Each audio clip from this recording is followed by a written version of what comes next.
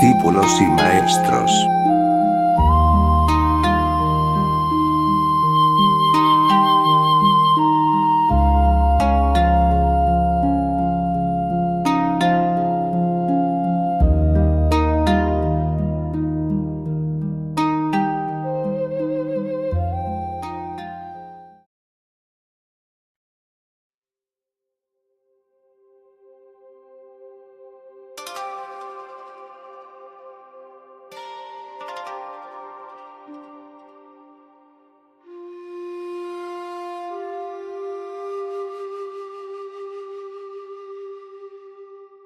La invocación Om, que mi palabra habite en mi mente, y que mi mente habite en mi palabra. Oh, alma autoiluminada, manifiéstate para mí. Oh, palabra y mente. Ambas son los cimientos de mi conocimiento. Por lo tanto, no destruyan mi conocimiento. Practicando este conocimiento paso todas mis noches y días.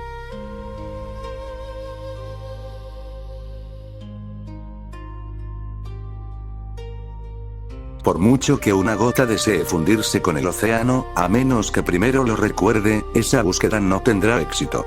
Si la llama de una lámpara cree que puede encontrar el sol sin reconocerlo primero, la idea es absurda.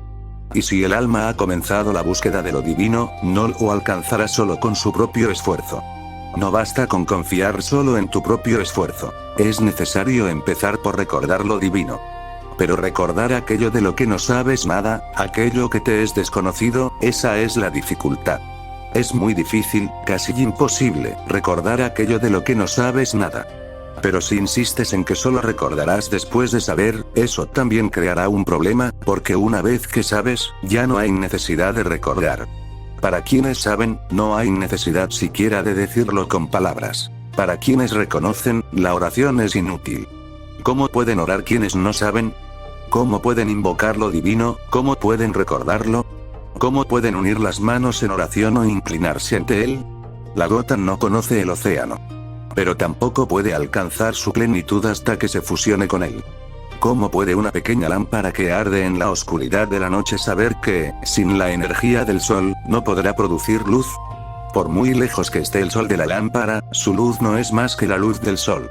Un pequeño arroyo que fluye cerca de tu casa, en tu pueblo, desconoce su conexión con el océano lejano. Si los océanos se secan, el arroyo se secará inmediatamente y morirá. Sin embargo, cuando ves el arroyo, tampoco recuerdas su conexión con el océano. El hombre también se encuentra en una situación similar. Él también es una pequeña corriente de consciencia. Si la consciencia ha podido manifestarse en él, es solo porque hay un vasto océano de consciencia que lo rodea, conectado con él. Que sea consciente de ello o no es otra cuestión. Con este sutra, el sabio de este Upanishad emprende un viaje. Este sutra es muy hermoso y absurdo a la vez, porque el sabio reza a quien busca. Se inclina a los pies de quien aún no conoce. ¿Cómo es posible? Traten de comprenderlo, porque quienes deseen entrar en el mundo de la búsqueda espiritual tendrán que hacer posible lo imposible. Una cosa es cierta, la gota no tiene conciencia del océano. Pero la segunda cosa es igualmente cierta, la gota anhela convertirse en océano. Seas lo que seas, tendrás que inclinarte ante aquello en lo que deseas convertirte. Seas lo que seas, tendrás que rezar a aquello en lo que tienes potencial para convertirte. Es como si una semilla le rezara a la flor para que un día se convierta. Tal oración no beneficiará a la existencia, pero a través de ella obtendrás una gran fuerza interior. Esta oración no se dice como un favor a la existencia, sino como un favor a ti mismo. Si una gota puede rezar al océano correctamente, en lo profundo de su ser, ya comienza a tener contacto con él.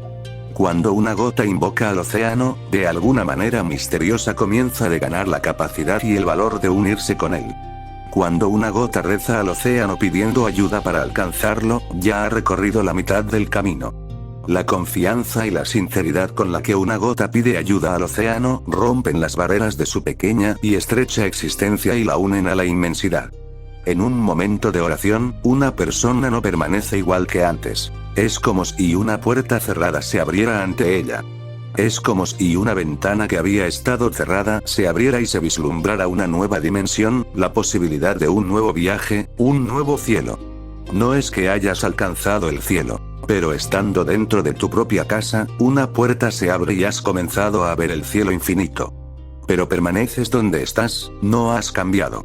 Es como si una persona se parara en la oscuridad de su propia casa y abriera una ventana o una puerta. La persona es la misma, la casa es la misma, el lugar es el mismo. Nada ha cambiado, pero ahora puede ver el cielo lejano. Si no se vislumbra primero la lejana orilla, es difícil proseguir.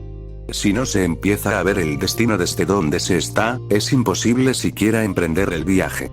El sabio comienza este libro, Nirvana Upanishad, con una invocación, una oración.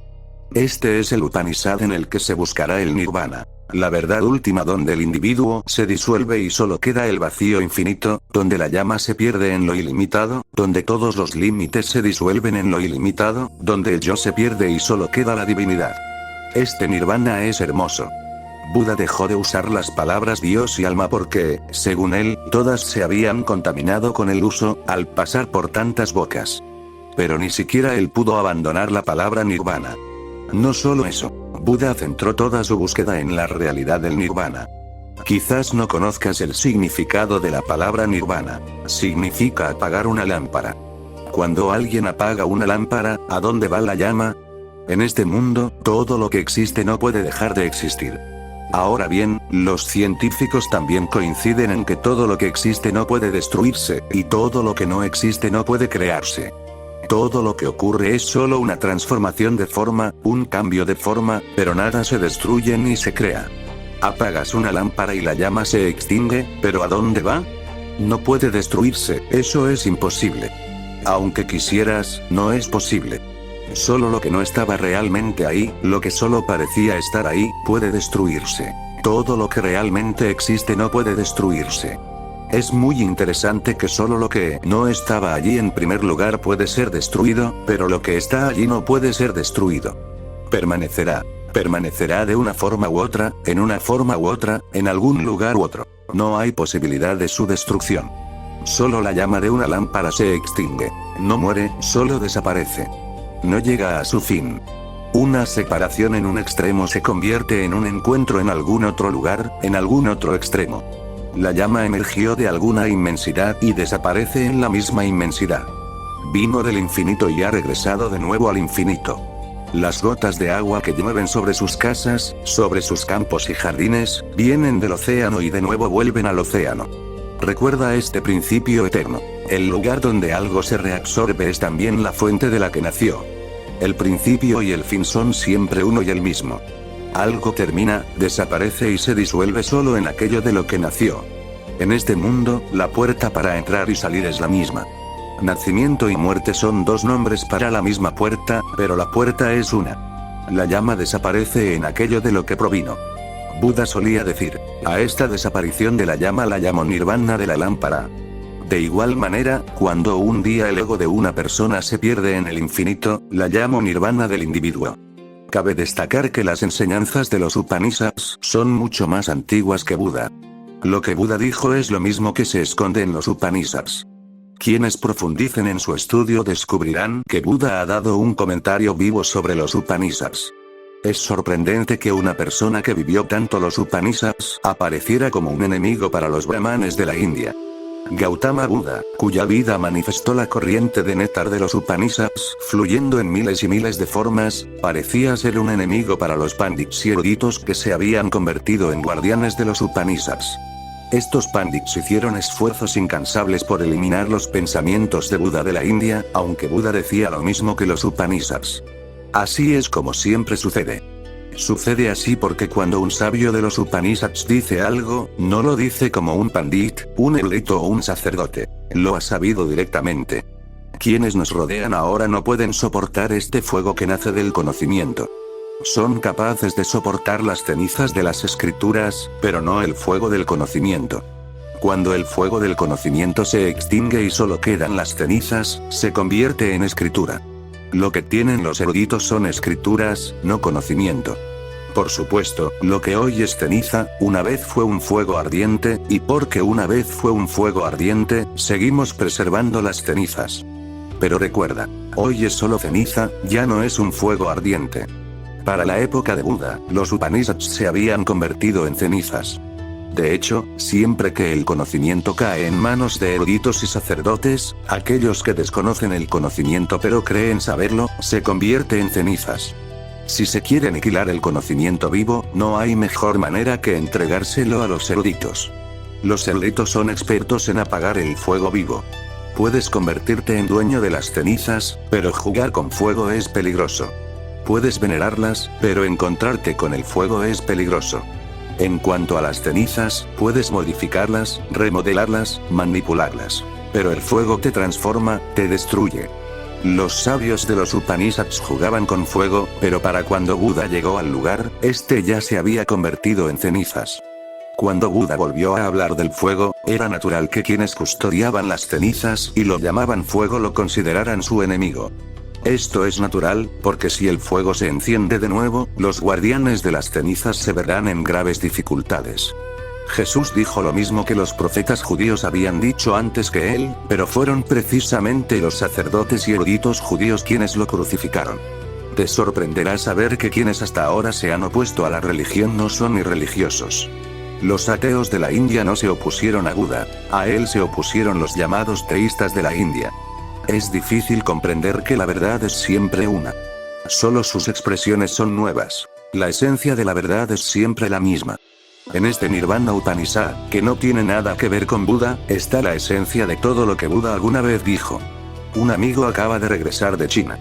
Estuve aquí dando unas charlas sobre Lao Tse.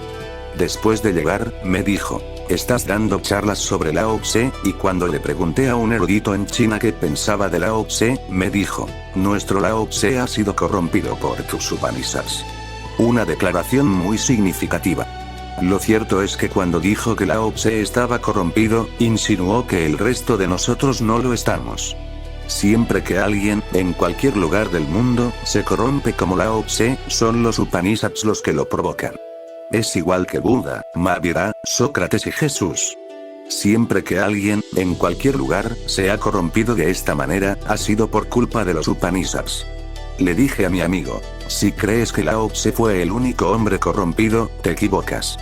Durante los 5000 años de nuestra historia conocida, siempre que alguien se ha corrompido, los Upanishads han sido la causa.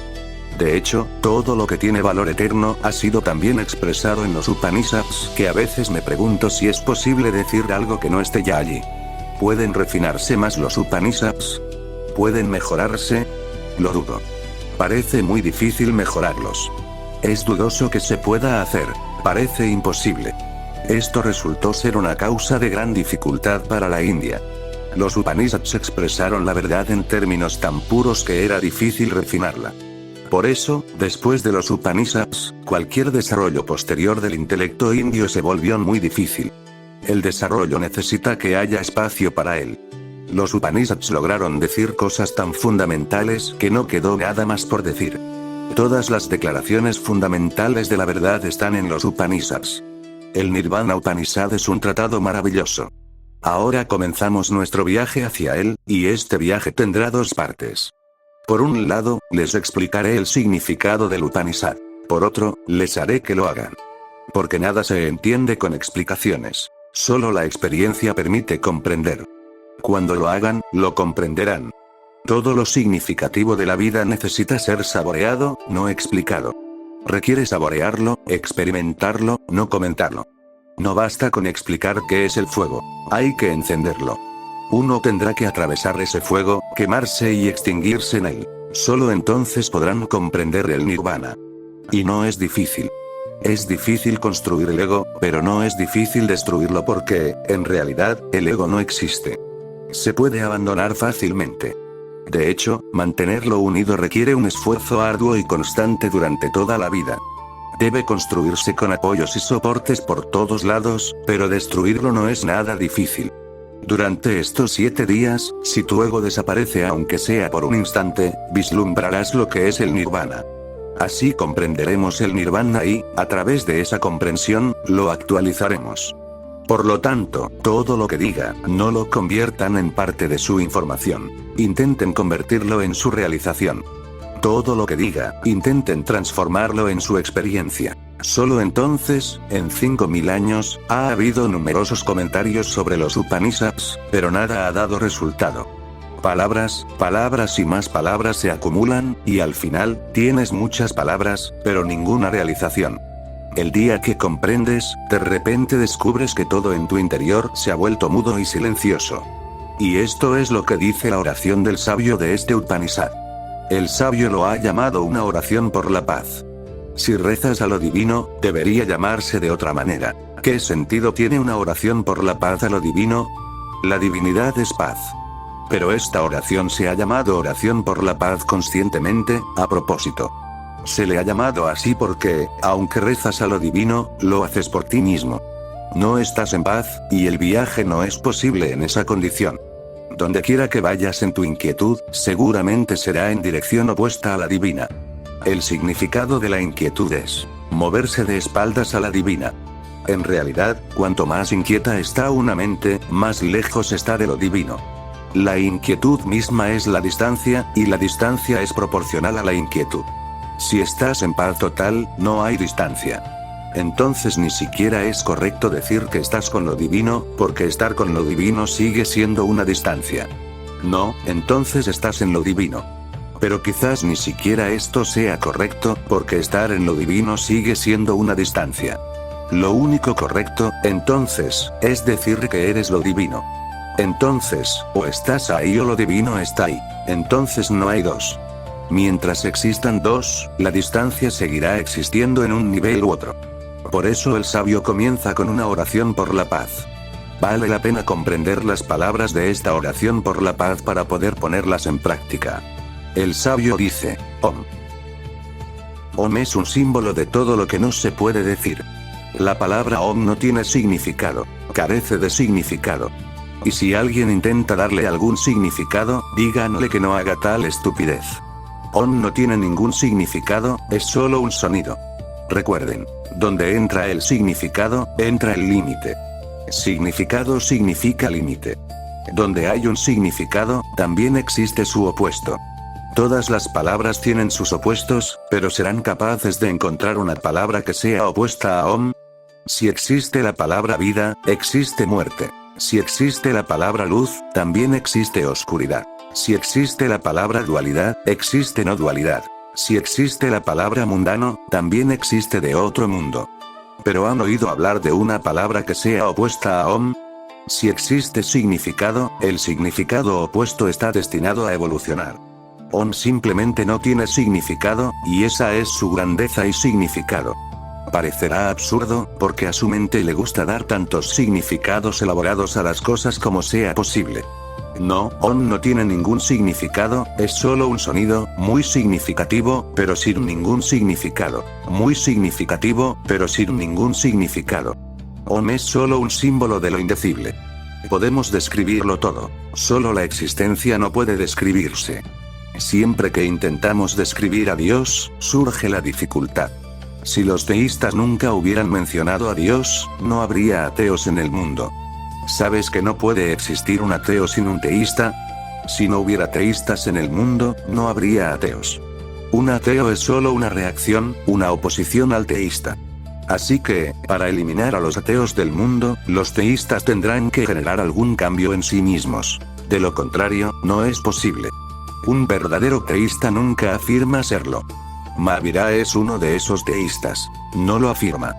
Un teísta absoluto ni siquiera afirmaría que Dios existe, porque decirlo da la oportunidad a alguien de decir que Dios no existe.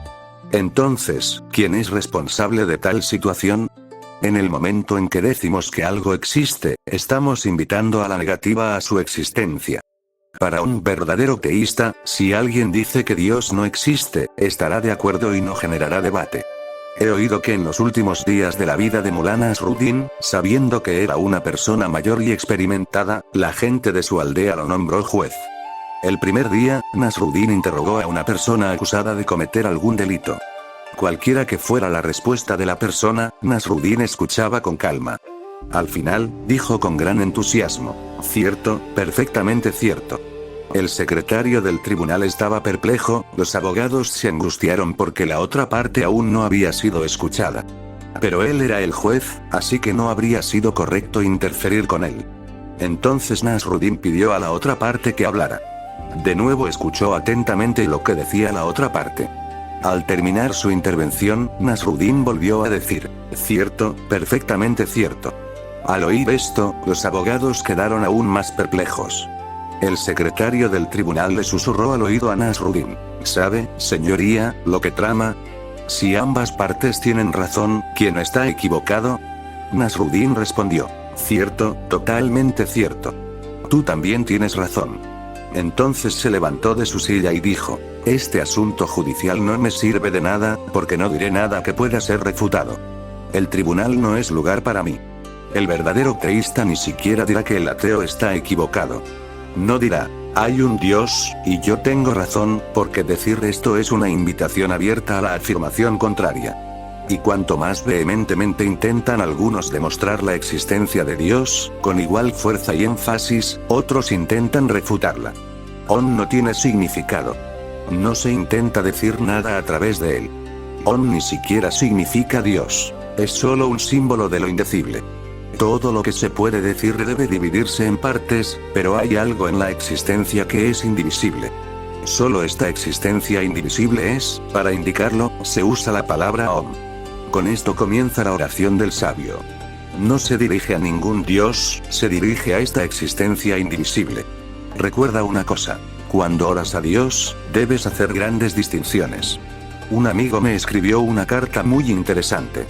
Escribe: saludo todo lo que es piadoso en ti. Debió pensar que si saludaba a la persona en su totalidad, podría saludar alguna parte impía de mí. Pero cuando el sabio reza a Om, incluso una piedra frente a él es parte de Om. Incluso las estrellas del cielo son parte de Om. Om lo abarca todo, lo contiene todo. Así que, cuando la oración se dirige a Om, no hay elección en ella. La oración se dirige a toda la existencia, a todo lo que es. Si una invocación por la paz también elige, no es más que una invocación por la agitación. Pero cuando elegimos, vamos mucho más allá. Rezamos a un Dios en particular. Un Dios hindú o un Dios musulmán. Así que pensé que quien me escribió esta carta tenía un gran corazón. No escribió que solo saludaba las cualidades divinas hindúes o musulmanas que cree que hay en mí. Su saludo fue muy generoso. Incluso en lo que respecta a las cualidades divinas, tú eliges, y al hacerlo, poco a poco, lo que queda en tus manos no es nada más que tu propio yo. He oído: el perro de un hombre murió. El hombre lo amaba mucho. El amor entre seres humanos se ha vuelto muy raro, así que hay que encontrar otras maneras de demostrarlo. El hombre era rico y pensaba que este perro debía recibir la misma despedida respetuosa que un ser humano. Lo que el hombre no recordaba era que hoy en día ni siquiera un ser humano recibe el mismo respeto que un perro. Pero uno no recuerda estas cosas. Los amantes son ciegos. El hombre fue a la gran iglesia católica del pueblo y le dijo al sacerdote que quería que su perro fuera enterrado con todo el respeto que se le da a los humanos. El sacerdote dijo: ¿te has vuelto loco? ¿Respetar a un perro como a un ser humano? No soy sacerdote para perros. Fuera de aquí. Pero tengo un consejo para ti. Ve a la iglesia protestante que está cerca de aquí. Quizás el sacerdote de allí acepte tu propuesta. De todos modos, los seres humanos rara vez visitan esa iglesia. Y, además, es protestante. Puede que esté de acuerdo con toda esta idea. El hombre estaba desesperado, así que fue a la iglesia protestante. El ministro protestó y dijo: ¿qué quieres decir? ¿Has venido a insultarnos? ¿Tanto respeto por un perro? ¡No es posible! Sin embargo, hay una mezquita cerca. Ve allí. El maulví de esa mezquita es Mullah Nasruddin. Es un poco excéntrico e impredecible. Puede que te haga el trabajo. El hombre fue a la mezquita. Mullah Nasruddin escuchó todo en silencio y luego gritó furioso: ¿qué? ¿Qué te crees que somos aquí? Incluso a los seres humanos les damos respeto selectivamente, ¿y tú has traído el caso de un perro? Sal de aquí. El hombre pensó que quizás Nasruddin le aconsejaría ir a algún templo, pero Nasruddin no le aconsejó nada, así que el hombre preguntó. Mullah dijo: no tengo ningún consejo para ti. El hombre dijo: puedo decirle que había planeado donar $50,000 al templo del sacerdote que enterró a mi perro según los ritos humanos. Nasruddin dijo: espera un momento. ¿Era musulmán el perro? En ese caso, podría considerarlo. Pero el hombre dijo que el perro no era musulmán y empezó a irse. Nasruddin volvió a preguntar. Espera un momento. ¿Era religioso tu perro? El hombre respondió. No tuve ocasión de hacerle esa pregunta al perro. Nasruddin dijo. Un momento más, por favor. Esta es nuestra última oportunidad. ¿Era el perro realmente un perro? En ese caso, estoy listo. Om es la existencia indivisible. Por eso el sabio reza. Om. Que mi habla permanezca en mi mente, y que mi mente permanezca en mi habla. El 99% de nuestras enfermedades y angustias, de nuestra inquietud, de nuestras palabras, de nuestros pensamientos, de nuestras tensiones, todo está conectado con nuestra habla. Coolidge fue uno de los presidentes de Estados Unidos. Hablaba tan poco que se decía que era el político menos criticado del mundo. No había forma de criticarlo porque hablaba tan poco. Simplemente no había forma de contradecirlo. Cuando asumió la presidencia, en su primera conferencia de prensa, un periodista le preguntó si quería comentar algo sobre sus planes para el futuro. Respondió, no. El periodista le preguntó entonces qué opinaba sobre cierto asunto.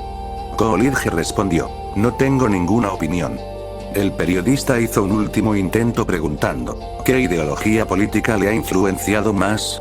El presidente respondió, sin comentarios. Le preguntaron muchas cosas, pero solo respondió no. Al final, cuando todos los periodistas empezaban a irse, dijo, esperen. No publiquen esto. Lo que he dicho no debe publicarse como noticia, para empezar, no había dicho nada. Todo esto es extraoficial. No lo publiquen como noticia. Todo esto fue extraoficial, como una charla entre amigos. Pero no había dicho nada. Cuando Coolidge estaba muriendo, alguien le preguntó, ¿por qué hablaste tan poco en tu vida? Coolidge respondió, cada vez que hablaba, me metía en problemas. Entonces me di cuenta de que no hay dificultades si uno no habla. Coolidge fue invitado a una gran fiesta.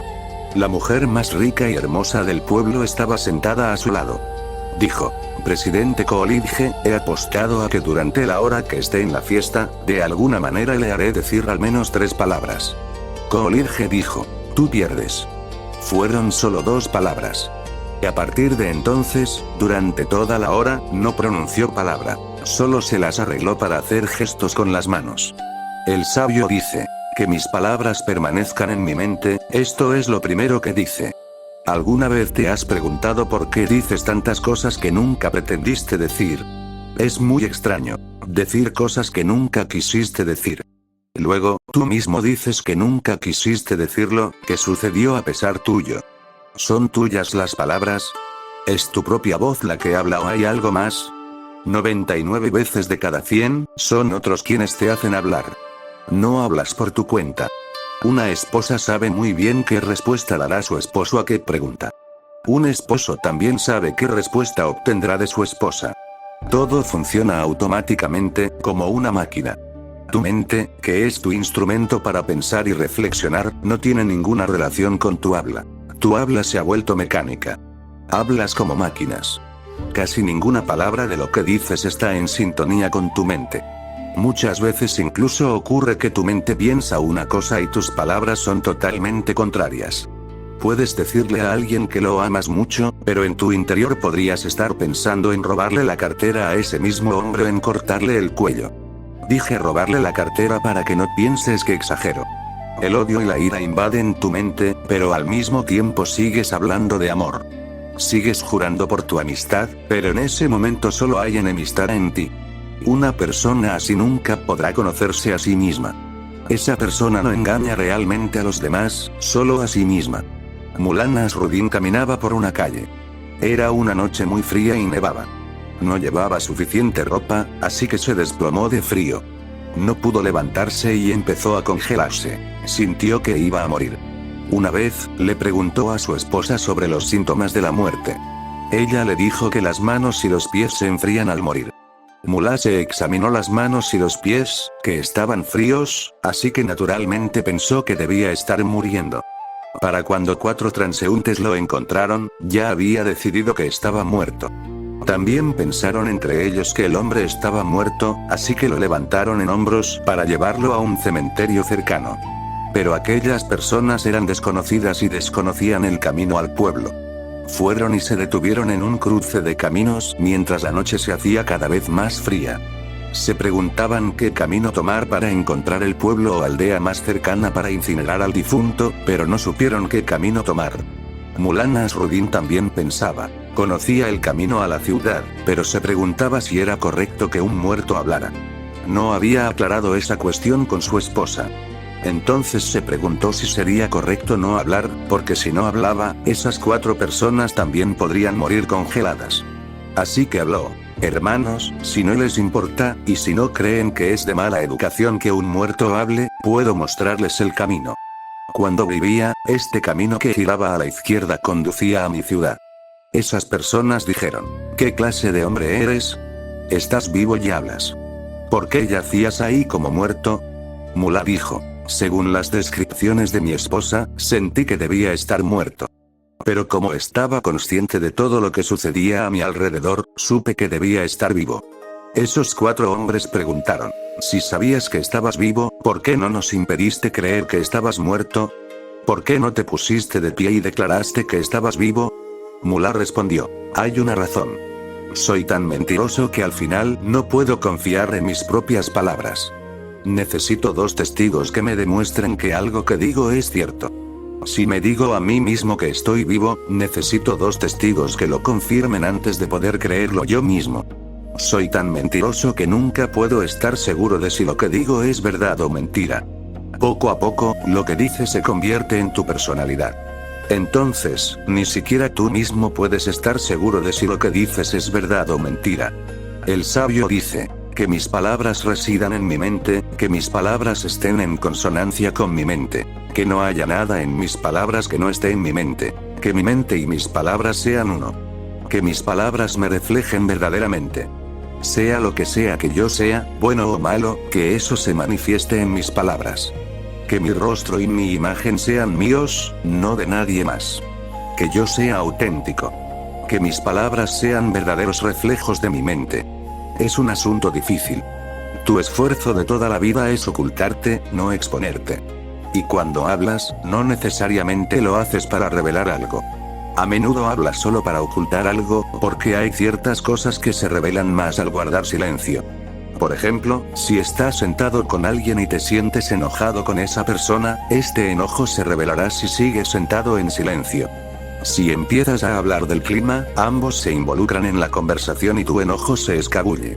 Si te sientas en silencio, tu realidad no puede ocultarse por mucho tiempo. Mientras hablas, puedes engañar. La conversación se convierte en una pantalla.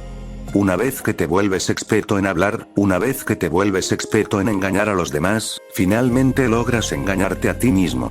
Así dice el sabio. Que mis palabras permanezcan en mi mente, lo que sea que soy, solo eso debe estar en mis palabras, nada más.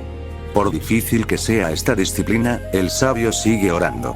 Sabe que es una disciplina difícil, que solo se puede tener éxito si la existencia lo favorece. Solo se puede tener éxito si todas las fuerzas son favorables. De lo contrario, es muy difícil.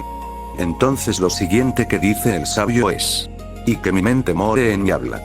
Esto es aún más difícil. El significado de mente morando en el habla es que la mente está ahí solo cuando hablas. Cuando no hablas, la mente no debería estar ahí. Y esto también es correcto. Solo cuando caminas tienes pies. Puedes decir, no, mis pies están ahí incluso cuando no camino. Pero solo de nombre puedes llamarlos pies. Un pie es un pie cuando camina. Un ojo es un ojo cuando ve, una oreja es una oreja cuando oye. Así que cuando usamos el término un ojo ciego, es incorrecto, porque un ojo ciego no significa nada. Un ojo ciego de hecho significa sin ojo. Ojo significa lo que ve, ciego significa sin ojo. Sin embargo, cuando tus ojos están cerrados, cuando no los estás usando, entonces también estás ciego. Un ojo es un ojo cuando está en uso, cuando es funcional. Todos estos nombres son funcionales. Están asociados con sus usos o acciones. Cuando un ventilador no está en funcionamiento, lo llamamos ventilador, pero eso es un error. Solo cuando sopla aire es un ventilador. De lo contrario, no. Entonces es solo un ventilador potencial, un ventilador en su forma inicial.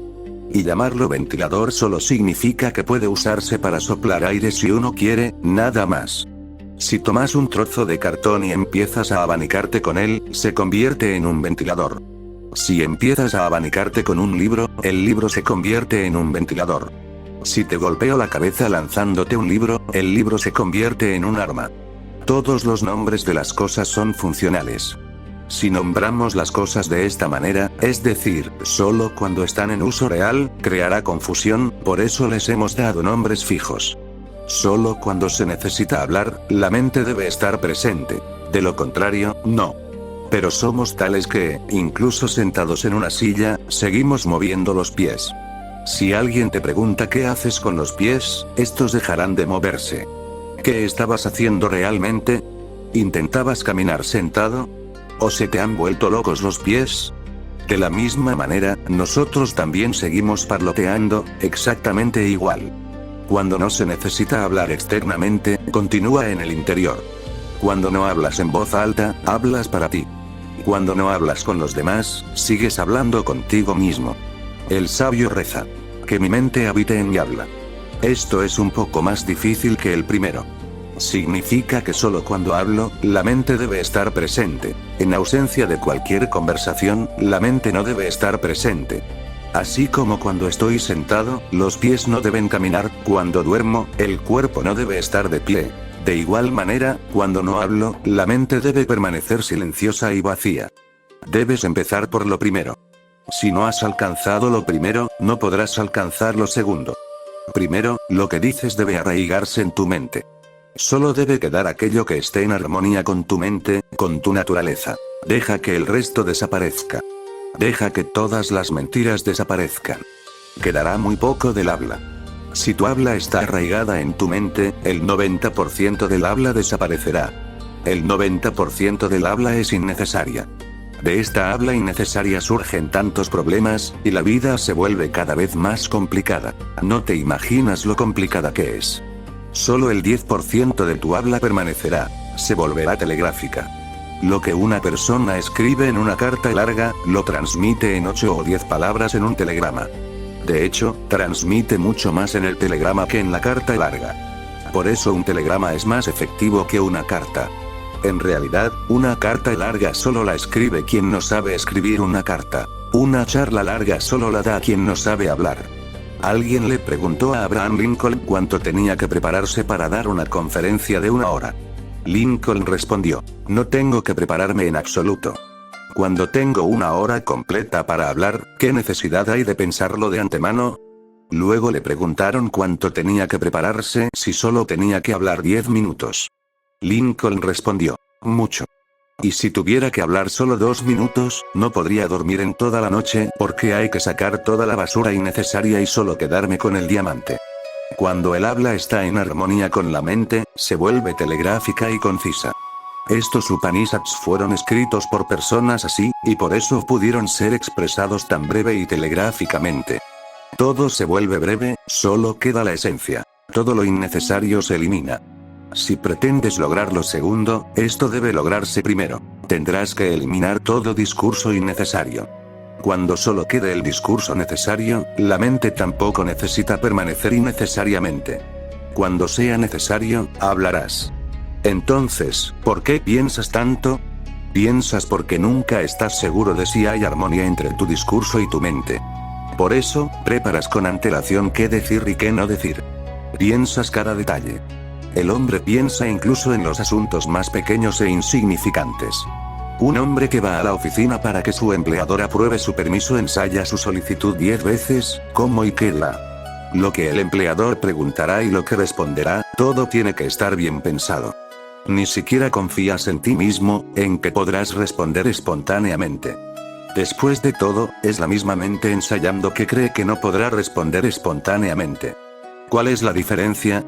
He oído, se estaban realizando ensayos para una obra. El director estaba muy ansioso.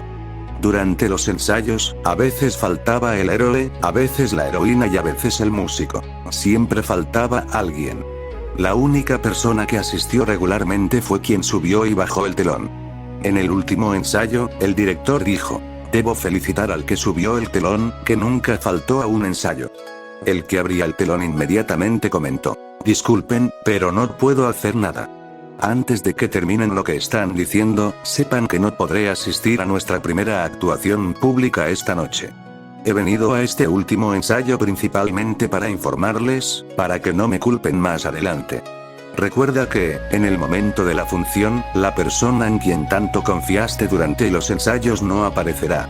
Los ensayos no son necesarios si los personajes son confiables. Si tengo algo que decir, ¿qué necesidad hay de prepararme de antemano? Si eres tú quien se prepara y quien habla, cuando llegue el momento, hablarás. Pero tienes que prepararte solo porque no confías en ti mismo. No hay coordinación entre la mente y el habla. Puedes pensar en decir una cosa y decir otra muy distinta. Por eso tienes que preparar y ensayar las palabras exactas que vas a decir. Siempre existe el temor de que todo se arruine si tú verdaderamente aparece en medio de tu discurso. El sabio dice, que mi habla se reduzca a lo esencial, dejando solo aquello que armoniza con mi mente, lo verdadero y lo auténtico. Y entonces, oh Todopoderoso, que mi mente también habite en mi habla. Que la use solo cuando sea necesario hablar. Que tome el pincel solo cuando sea necesario pintar, y que toque las cuerdas de la vena solo cuando quiera cantar una canción. Que use la mente solo cuando algo necesite expresión. La mente es solo un medio de expresión, así que cuando no hablas, cuando no expresas nada, la mente no es necesaria en absoluto. Pero la mente se ha convertido en tu hábito. Estás sentado o durmiendo y la mente sigue trabajando. Llevas una mente desquiciada dentro de ti. Alguien le envió a Mahatma Gandhi una estatua de 3 monos desde Japón. Durante toda su vida, Gandhi no pudo entender su significado. Lo que entendía era erróneo. Le pidió a quien le había enviado la estatua que le explicara el significado, pero esta persona tampoco lo sabía.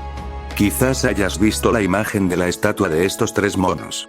Un mono está sentado con las manos sobre los ojos, el otro con las manos sobre las orejas, y el tercero con las manos sobre la boca.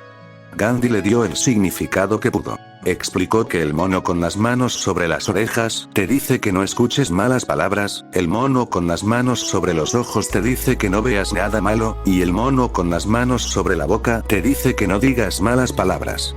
No hay explicación menos correcta. Quien se tapa los ojos para no ver algo malo ya lo habrá visto. De lo contrario, ¿cómo sabría? Algo malo está sucediendo aquí, y quiero que no lo vea. Para cuando cierras los ojos, ya lo has visto. Y con las cosas malas, una vez que se han visto, aunque cierres los ojos, la escena seguirá viéndose en tu interior. Ese mono estará en serios problemas. Lo mismo ocurre con no escuchar ninguna conversación maliciosa. Solo sabrás que es malvada cuando la hayas oído. Entonces, al cerrar los oídos, esa conversación maliciosa no podrá escaparse. Resonará en tu interior. No, ese no es el significado. El significado es: no veas a menos que surja desde dentro una verdadera necesidad de ver. No oigas a menos que surja desde dentro una verdadera necesidad de oír. No hables a menos que hablar se convierta en una necesidad interior. Todo el significado está relacionado con tu mundo interior, no con el exterior. Pero personas como Gandhi solo entienden las cosas desde fuera. Si tienes que depender del exterior para oír o no oír algo malo, depende del otro. Entonces no sabes cuándo hablará el otro, en qué momento repentino. Es posible que alguien empiece a tocar música y de repente empiece a hablar mal. ¿Qué se puede hacer? A menudo es más conveniente empezar con música si uno quiere hablar mal. Para cuando cierres los oídos, ya habrás oído la maldad. Y es un signo de gran debilidad tener tanto miedo a oír malas palabras. Si te vuelves malvado solo por oír cosas malas, entonces sin oír también eres malvado. No puedes salvarte así. Pero no piensen que esta afirmación es para los monos. De hecho, la estatua de los monos se ha hecho tradicionalmente en Japón porque se dice que la mente humana es un mono. Cualquiera que comprenda, aunque sea un poco, la mente humana es un mono. Darwin lo comprendió mucho después, que el hombre nace del mono. Pero quienes comprenden la mente humana siempre han sabido que la mente humana no es más que un mono. Seguramente habrás visto monos saltando inquietos. Tu mente es aún más inquieta. Salta y brinca aún más constantemente. Si se pudiera idear un método para abrir ventanas a la mente y poder observarla, te sorprendería ver lo que la gente hace. Puedes ver a un hombre sentado en meditación, en postura de loto, pero en su mente está haciendo muchísimos viajes, dando saltos gigantes de un árbol a otro. Y esto sucede en su interior, en la mente de mono. El verdadero significado de esta estatua de los 3 monos te será útil durante estos 7 días. No veas nada a menos que sea imprescindible. Y qué extraño nos comportamos. Caminamos por una calle y seguimos leyendo el cartel de pasta de dientes, el anuncio de una marca de cigarrillos, el de jabón. Como si uno se hubiera alfabetizado solo para leer estas cosas. Un eminente pensador estadounidense pasaba por una intersección donde vio un letrero bien iluminado con un atractivo multicolor. Exclamó: «Dios mío. ¿Cuánto podría haber disfrutado de la belleza de estos colores si no hubiera tenido educación? Pero qué lástima que tenga educación. Es repugnante». Vallas publicitarias con luces intermitentes que anuncian jabón de tocador Lux o cigarrillos Panamá. Todo se lee, un sinfín de tonterías se introduce en tus mentes. Ni siquiera eres tan dueño de ti mismo, ni de tus ojos, como para no dejar entrar la basura. Si solo ves lo que debes ver, la magia de tus ojos aumentará. Tu forma de ver cambiará. Tu visión adquirirá poder y capacidad. Si solo oyes lo que debes oír, podrás oír de verdad. He oído una anécdota sobre Freud. Los métodos psicoanalíticos de Freud exigen que el psiquiatra escuche la conversación del paciente durante varias horas seguidas, sentado detrás de él. Freud ya era mayor, y un joven estudiante de psiquiatría estudiaba con él. En 3 horas, un solo paciente cansaba al joven estudiante. Pero Freud escuchaba a los pacientes desde la mañana hasta la medianoche, durante 10 horas seguidas, y aún así se sentía fresco. Un día, un joven estudiante se encontró con Freud en la escalera y le preguntó el secreto de por qué, a su edad, aún se sentía fresco después de sesiones tan largas, mientras él mismo se cansaba de escuchar a un paciente. Freud respondió: «¿Quién escucha? Hablan, pero ¿quién escucha? Si escuchas, te cansarás». El joven estaba desconcertado. «¿Qué dice, señor? ¿Por qué hace hablar tanto a los pacientes si no los escucha?». Freud respondió: «Ese parloteo alivia al paciente permitiéndole sacar de su mente un montón de tonterías. Hoy en día necesitamos oyentes profesionales. Los oyentes naturales ya no están disponibles. La esposa no está lista para escuchar, el hijo no está listo para escuchar, ni el esposo ni el padre están listos para escuchar. Nadie está listo para escuchar tonterías, de ahí los profesionales.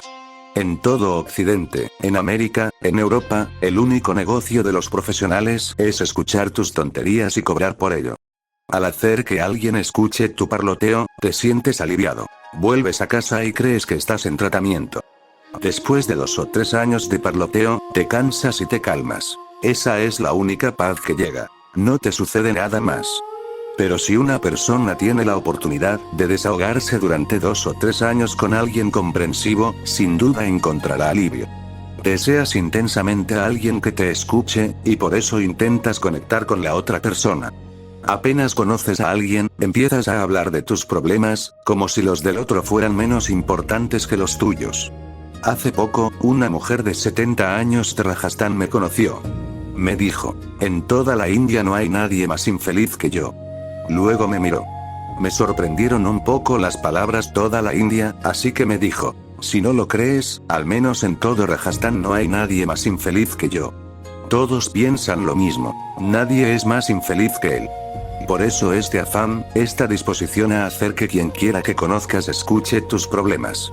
Todo este escuchar, todo este hablar, todo este ver, todo eso es solo un desperdicio de energía. Así dice el sabio: «Que mi mente habite en mi hablar». Oh, alma autoiluminada, manifiéstate para mí. Oh, alma autoiluminada, manifiéstate para mí, pero solo cuando mi habla se haya apaciguado, mi mente se haya aquietado. Porque si lo divino se manifiesta para ti antes de que esto suceda, no podrás reconocerlo. Recuerda, la divinidad se manifiesta para ti día tras día, pero eres incapaz de reconocerla. Podrás reconocerla solo cuando hayas aquietado, como un espejo inmaculado. Cuando tu mente se aquiete y tu habla se apague, de repente descubrirás que la divinidad siempre ha estado presente, solo que tú no estabas presente para verla, reconocerla, experimentarla. Lo divino está presente en todas partes, siempre. Por eso el sabio reza a lo divino. Debes manifestarte solo cuando todo lo demás haya sucedido primero. Si te manifiestas ahora mismo, yo mismo aún no estoy presente, así que todo sería inútil. Pero ustedes son personas tan desquiciadas. Compárense con este sabio. Ayer, cuando unos amigos se reunieron para despedirme en Bombay, uno de ellos me tomó de la mano y dijo con gran sentimiento: somos malvados, inquietos y atribulados, ¿por qué no se nos aparece Dios? ¿Qué dificultad tiene Dios? Claro que somos malvados e indefensos, pero ¿qué perdería Dios si se nos apareciera por sí solo? Que venga a nosotros, seamos como seamos. Será muy difícil para este hombre comprender que Dios se manifiesta. La cuestión no es que Dios se manifieste, ya lo está. Lo que este amigo dice es como un hombre con los ojos cerrados que dice: es cierto que he cerrado los ojos, pero ¿qué le pasa a la luz? ¿Por qué no se me manifiesta? Permaneceré con los ojos cerrados. ¿Qué tiene que ver la luz? ¿Por qué es tan terca que solo aparece si abro los ojos? La luz no tiene ninguna terquedad, la luz es manifiesta. Estás siendo terco al mantener los ojos cerrados. Y la luz te ha dado tal libertad que no te abrirá los ojos a la fuerza. La luz puede esperar la eternidad. Lo divino se manifiesta, pero tú estás cerrado por todos lados. Por eso el sabio no oró primero a Dios para que se manifestara. Primero oró para que su palabra y su mente estuvieran en armonía. Además, solo dice: oh, autoiluminado, lo divino ya está iluminado, lo divino es la iluminación, manifiéstate para mí. Solo en ese momento de abrir los ojos encuentra algún significado en la manifestación de lo divino. Pero esa manifestación proviene de ti, no de lo divino. Siempre que alguien abre los ojos, siente que la luz se manifiesta. De hecho, así es para él. Pero la luz siempre estuvo ahí, solo que sus ojos estaban cerrados. Entonces el sabio dice: oh, palabra y mente. Esto es significativo y vale la pena reflexionar sobre ello. Primero, oró a la existencia para que su habla permaneciera en silencio y habitara en su mente, y que su mente habitara en su habla. Pero inmediatamente se preocupó de que su habla y su mente no se sintieran heridas. Así que ora. Oh, habla y mente. Ambas son los cimientos de mi conocimiento. Por lo tanto, no destruyan mi conocimiento. Paso todos mis días y mis noches practicando este conocimiento, no hay sentimiento de enemistad o hostilidad hacia la mente y el habla. En este mundo, quienes verdaderamente han emprendido viajes internos siempre han convertido cualquier obstáculo en un trampolín. Todo depende de ti. Voy por el camino y veo una gran piedra que bloquea el paso. Puedo llorar y lamentarme porque es un obstáculo, pero quienes saben la superarán. Al superarla, se ven cosas que de otro modo nunca habrían visto. Al ascender, el plan no cambia. Así que encontrarás a muchos sadhus y santos que se oponen a la mente y al habla. Será difícil encontrar un santo o un hombre santo que trate su propia mente y habla con respeto. En cada pueblo y aldea te encontrarás con estos supuestos religiosos que describen la mente como diablo, como enemigo. Pero el sabio dice: oh, mi habla y mi mente. Al morir, San Francisco no rezó a Dios. Todos los presentes quedaron profundamente sorprendidos.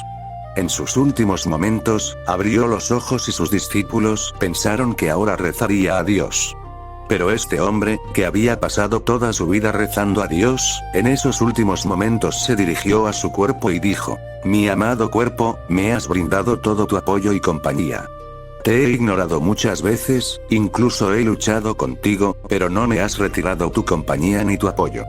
Cuando era ignorante, creía que eras mi enemigo. Cuando me volví un poco más sabio, descubrí que habías sido mi compañero más querido. Puedes llevarme tanto a un bar como a una iglesia. Y siempre he sido yo quien ha decidido a dónde ir. Tú simplemente me has seguido y obedecido. El sabio dice: oh, mi palabra. En este mundo, todo pertenece a lo divino. Quienes saben usar las cosas correctamente las convierten en medios. La mente y el habla también pueden convertirse en medios. El sabio dice: oh, habla y mente. Ambos son los cimientos de mi conocimiento. Aquí es necesario notar una cosa más. En el texto sánscrito original, la palabra usada es Veda. Su traducción al hindi dice: tú eres el fundamento de mi conocimiento Veda. Pero solo puedo usar una palabra u otra porque el significado de la palabra Veda es conocimiento, y el significado de conocimiento es Veda. No puede haber una palabra como Veda conocimiento. Usar ambas palabras juntas es solo una repetición. La palabra Veda viene de la raíz Vid, de la cual también viene la palabra Vidwan, el erudito. La raíz Vid significa saber. Pero aquellos que escriben las escrituras y las traducen no tienen conocimiento del saber. Lo que quieren decir con la palabra Veda es la famosa escritura de los hindúes, pero ese no es el significado de Veda. Todas las escrituras nacen del Veda, del conocimiento, no me refiero a los Vedas de los hindúes, claro está, porque ninguna escritura es capaz de poner un límite al Veda. Así que no diría conocimiento védico. El conocimiento por sí solo es suficiente. Y no digo Veda porque inmediatamente piensen en la escritura que llamamos Veda. El sabio dice, ambos son la base de mi conocimiento. Normalmente, los sadhus y sannyasins explican que la mente es la raíz de la ignorancia. ¿La mente como fundamento del conocimiento? Sí, por supuesto. Esto no significa que, si te quedas en el conocimiento alcanzado por la mente, seas un conocedor. No, la mente es solo un trampolín. Con su ayuda debes saltar a la no mente. Hablaremos de esto más adelante, pero quien quiera llegar a la no mente debe pasar por la mente, usándola como escalera. Sin embargo, en esta etapa se puede cometer un grave error. Si alguien sube una escalera en una casa, nos preguntaríamos, ¿para qué subir si solo hay que dejar la escalera atrás después de subirla? Si una persona es lógica y se considera intelectual, como la mayoría de nosotros, entonces estaría de acuerdo. Si hay que dejar la escalera atrás, ¿para qué subirla? Que quede intacta. Pero entonces se quedará en el suelo. El lógico también puede adoptar otra postura. La lógica siempre es de doble filo. Podría decir, no voy a soltar la escalera. La usaré, pero no la dejaré atrás después de subir. Llega a lo alto de la casa, pero argumenta, ¿es correcto dejar algo que me ha ayudado a subir? ¿Es correcto tirar así la escalera que tanto me ha ayudado? No, me quedaré en la escalera, no me bajaré. Quienes saben, suben la escalera y también la abandonan. En este mundo, todos los medios para progresar deben usarse, pero también deben abandonarse. El significado mismo de un medio es que debe usarse en ciertas situaciones y abandonarse en otras. Hay que usar la meditación y también renunciar a ella. Hay que usar la oración y también renunciar a ella. Incluso hay que usar a Dios y también renunciar a Él. Finalmente, se llega a ese punto donde nada queda por usar ni renunciar. Ese es el nirvana. Así dice el sabio. Oh, palabra y mente. Ambas son los cimientos de mi conocimiento, todo lo que he conocido hasta ahora es a través de ustedes. Aunque sé que aún no he podido saberlo, este conocimiento también es a través de ustedes. Aunque llegue a saber que no podré saberlo todo a través de ustedes, esto también es a través de ustedes. De nuevo, en esta etapa se cometen muchos errores. Por ejemplo, lo que Krishnamurti dice se relaciona con este sutra. Si le preguntaran a Krishnamurti, ¿debemos meditar? Respondería, ¿meditar? ¿Para qué? Podrías decir, para poder trascender la mente. Krishnamurti respondería de inmediato, ¿con qué meditarás si no con la mente? ¿Y cómo puedes trascender la mente si meditas con ella? La mente solo se fortalecerá, así que no medites. Si quieres trascender la mente, no medites. Hay muchos necios que no meditan porque quieren trascender la mente. Y nunca se preguntan, ¿he trascendido la mente al no meditar? Al no meditar, no has trascendido la mente. Al meditar, te dicen que no podrás trascenderla, y así nace una gran crisis. Hay personas que llevan 40 años escuchando a Krishnamurti. Uno se pregunta qué oyen de él, qué siguen escuchando. Lleva diciendo lo mismo los últimos 40 años. Si hay alguien que ha estado repitiendo lo mismo los últimos 40 o 50 años, ese es Krishnamurti. Constantemente, lo mismo. Personas que ya son mayores llevan 40 años escuchándolo. Hay personas que se sientan en el mismo sitio, por ejemplo, cerca de cierto pilar R, para escucharlo. Un amigo me contó que había visto a un hombre de 80 años con una gorra verde ir y sentarse en el mismo sitio los últimos 10 años. Y se marcha después de escuchar el mismo sermón. ¿Cómo puedes ir más allá de la mente con la mente? Después de todo, solo meditarás con la mente. Entonces, ¿cómo puedes ir más allá de la mente? Por lo tanto, no medites, ve más allá de la mente. Pero sus oyentes nunca le preguntan a Krishnamurti, ¿cómo te escucho? ¿Con la mente? Si tengo que escuchar con la mente, ¿cómo puedo ir más allá de ella? Puedes seguir escuchando una y otra vez durante 40 años, pero permanecerás donde estás. Después de todo, no hay otra forma de escuchar que con la mente. Es un razonamiento extraño. Si escuchando con la mente puedes ir más allá de ella, ¿por qué no puedes ir más allá de ella meditando con ella? Si puedes ir más allá de la mente mediante las palabras, ¿por qué no puedes ir más allá de ella mediante experimentos de meditación? Krishnamurti dice, si meditas, condicionas la mente. Pero una persona que lleva 40 años escuchando estas charlas suyas, ¿no está ya condicionada su mente? Ha empezado a repetir las afirmaciones de Krishnamurti como un loro. Lo cierto es que mientras estés en la mente, incluso para ir más allá tendrás que usarla. Por ejemplo, estoy en una habitación. Al llegar a este punto, tuve que entrar.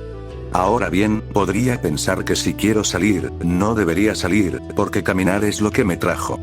Pero para salir, tendré que caminar. La única diferencia será que esta vez caminaré en dirección opuesta. Al entrar, mi cara estaba hacia la pared. Al salir, mi cara estará hacia la puerta, pero tendré que caminar la misma distancia. Hay que usar la mente tanto para ir más allá como para estar dentro de ella. Para quienes usan la mente para estar en la mente, esta se convierte en el fundamento de la ignorancia. Y para quienes la usan para ir más allá de la mente, se convierte en el fundamento del conocimiento. Entonces el sabio dice, ambos son los fundamentos de mi conocimiento. Por lo tanto, no destruyan mi conocimiento. Sin embargo, cuando te arraigas en tu interior, la mente pregunta, ¿para qué molestarse en salir? Pero la mente no es la única responsable de esto. Eres tú quien la ayuda con sus hábitos. La mente simplemente se vuelve mecánica. Por ejemplo, fumas todos los días, manteniendo el cigarrillo en la boca. Con gran esfuerzo has contribuido a crear el hábito. Cuando fumaste por primera vez, tosiste y un sabor amargo y penetrante se extendió por tu boca. Sentiste que el cigarrillo era venenoso, pero seguiste haciéndolo, practicándolo. Entonces el cigarrillo se convirtió en un hábito fuerte. Ahora, si quieres dejar de fumar, la mente dice no. Ahora disfruta fumando. Pero esta situación ha surgido de tus propios esfuerzos.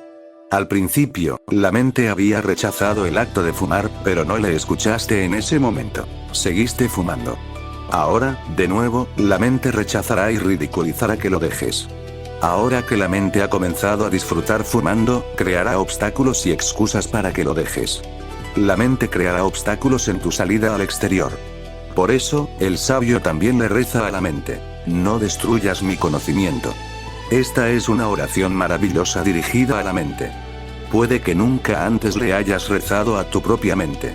Si empiezas a hacerlo, tendrás experiencias maravillosas. Cuando tu boca empiece a anhelar un cigarrillo, reza con sinceridad. Oh, mi boca. No pidas un cigarrillo. Si la oración proviene del corazón, la boca se relajará y su demanda cesará.